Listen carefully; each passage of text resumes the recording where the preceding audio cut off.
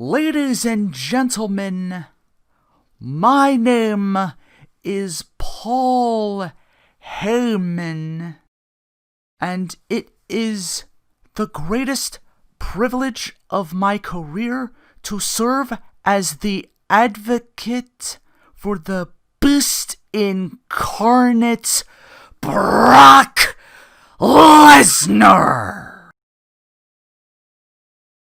the conqueror of the Undertaker's streak. A streak that lasted nearly a quarter of a century. A quarter of a century that ended in 3 seconds at the hands of the conqueror, Brock Lesnar. I understand how you feel. You're in shock, which shows me your lack of intelligence, because we hate to say we told you so, but ladies and gentlemen, we told you so! My client stood before you with a shirt. Now, here it is, and I know how difficult it is for you to read, but it says, "Eat, sleep, break the streak." And you had the temerity to doubt the strategy of the greatest manager in sports entertainment history, Paul Heyman, or the physical credentials of the most dominant athlete in WWE ever, Brock Lesnar. Hey, let's get one thing straight. Brock Lesnar is not here to put smiles on people's faces. Brock Lesnar is here to shock the WWE universe and put tears in the eyes of children.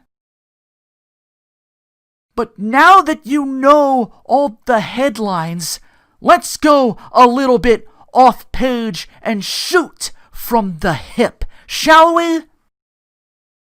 5 seconds after walking through the curtain at Wrestlemania, The Undertaker collapsed.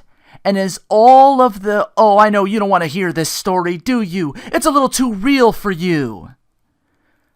So as all the paramedics and the doctors are panicking and there's chaos backstage, the most ruthless man that's ever had the pleasure of meeting me, the chairman of the board, Vincent Kennedy McMahon, left WrestleMania and rode to the hospital with The Undertaker. The Undertaker is being treated today for a severe concussion. He came this close to a broken neck, this close to a cracked skull. And the greatest thing The Undertaker ever did was not getting his shoulder up on that third F5, because if he did, he would have had a broken neck. Brock Lesnar would have cracked his skull. Brock Lesnar was prepared to beat on The Undertaker to such a degree that the complexion of this television show would have changed tonight, because Brock wasn't done until the streak was dead. Here's what really gets to me. When the match was over, John Bradshaw Layfield and those 2 other things that call themselves announcers stood up and gave a standing ovation along with 80,000 other people in the Superdome. Superdome, Hogan, not Silverdome. And gave a standing ovation to The Undertaker. Gave a standing ovation to the guy that lost the fight. Here's what I don't understand. Brock Lesnar always taught me that in every fight, there's a winner and a loser. Well, last night, The Undertaker was a loser! And the winner, whether you like it or not, was Brock Lesnar! But since this is supposed to be the wildest crowd of the year, you should all feel empowered because each and every single one of you is exactly like every single member of that WWE locker room. You're all a bunch of wannabes.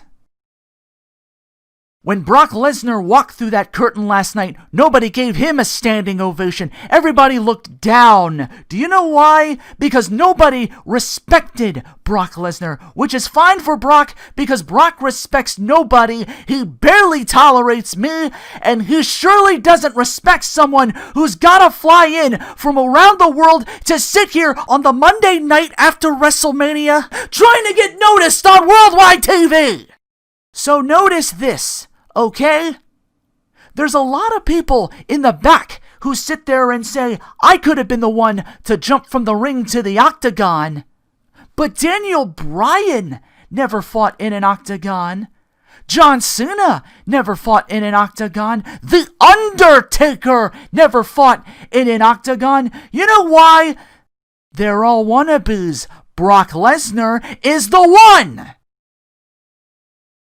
There's a lot of people who wanted to be the NCAA Division World Heavyweight Champion, the Ultimate Fighting Champion, the undisputed WWE Heavyweight Champion.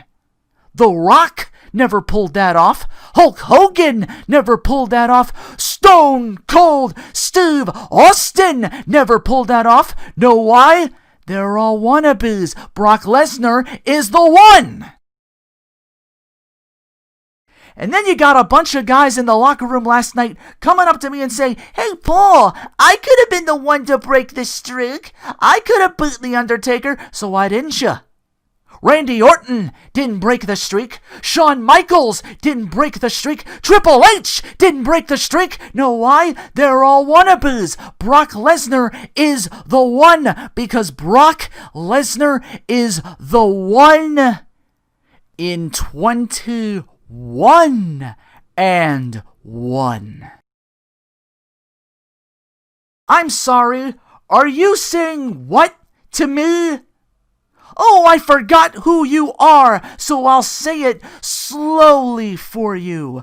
Brock Lesnar is the one in 21 and 1. Ladies and gentlemen, there are WWE Hall of Famers, there are legends, and there are WWE superstars. And the key to that is that they're all plural. They're all lumped together, and then there's only one that stands head and shoulders above the rest on a platform of his own. There's only one beast incarnate. There's only one conqueror of the streak, and there's only one Brock Lesnar. By far the most successful Paul Heyman guy. But this next guy was the one who pretty much coined the phrase and brought to term Paul Heyman guy. Whew. It's going to be a long one. Whew.